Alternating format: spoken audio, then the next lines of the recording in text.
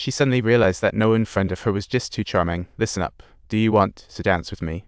This time I'm not taking no for an answer. No sense of unfamiliarity. Just a suave young man leading a thrilled girl, waltzing down the street like it's the private dance show. She hummed off key, yet delighted. No doubt their status gap was like stars vs. pebbles. The two fell deeply in love.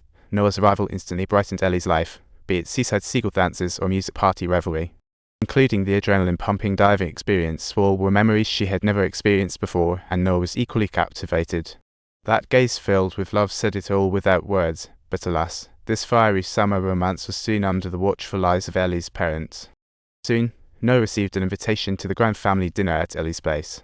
When asked about his job and income, Noah went straight. "I'm just setting up the phone, checking emails, and opening wine bottles. It's $40 an hour." The room went silent enough to hear a pin drop, and after a long pause, Ellie's mum finally spoke up, mentioning that Ellie was about to head off to study. "Didn't she tell you? I just got an email. It'll let you know how long she plans to stay in New York." Noah understood what she meant, but he was head over heels for Ellie. There was no way he would give up easily, so that night, he took Ellie to an abandoned plantation, saying that he would turn the place into a paradise. Even the floors, walls, and roof would get a makeover. It sounded simple, but Noah kept saying I instead of we, sharing his dreams while testing the waters with her. "What about me? Haven't I said anything? You want me to?" "Of course I will." Noah's lips curled up.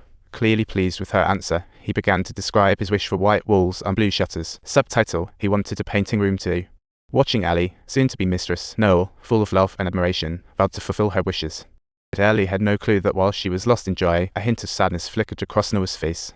By the time she headed home that night, it was already Ellie's parents, anxious, called the police. Leaving Noah in the living room, they had a family meeting with Ellie. Yet, this talk had barely started when a heated argument erupted. The harsh sound filtered through the door right into Noah's ears. Noah felt powerless to argue because it was the hard truth. Listening to Ellie defending him inside, a weight of despair washed over him. She hung her head with teary eyes, pondered long, then rose, walked quietly to the door, about to leave. Ellie came running after her. Catching sight of Noah's forced smile, a wave of anxiety stirred in her heart. She insisted that she could skip school. But Noah fiercely opposed it, loving her too much to selfishly take away her bright future. The reality hit them like a ton of bricks, nearly driving Ellie insane. She angrily shoved Noah, smacked her a few times without mercy, and in the heat of the moment, broke up with her. But after the explosion, watching Noah get ready to leave, guilt washed over her as she saw the car drive farther and farther away. This whirlwind summer love story never made it to golden autumn, and under her mother's strong demands, Ellie had to head back to the city early. Before leaving, she went to the lumberyard, hoping for a heart-to-heart with Noah, but sadly, Noah was away delivering wood. Time was tight, so Ellie asked his brother to pass on her message. She didn't want to end it. She also felt sorry for her impulsive behavior from last night, and as she left, Ellie kept glancing back, hoping to see that familiar figure, and after getting the news, Noah truly hit the road in a hurry. But those closed doors told her it was too late. In the year that followed, Noah was submerged in remorse. She regretted the breakup, hated herself for not keeping her, and wrote 365 letters of longing that day. They were all intercepted by Ellie's mother, a silent abyss of despair that left Noah utterly hopeless.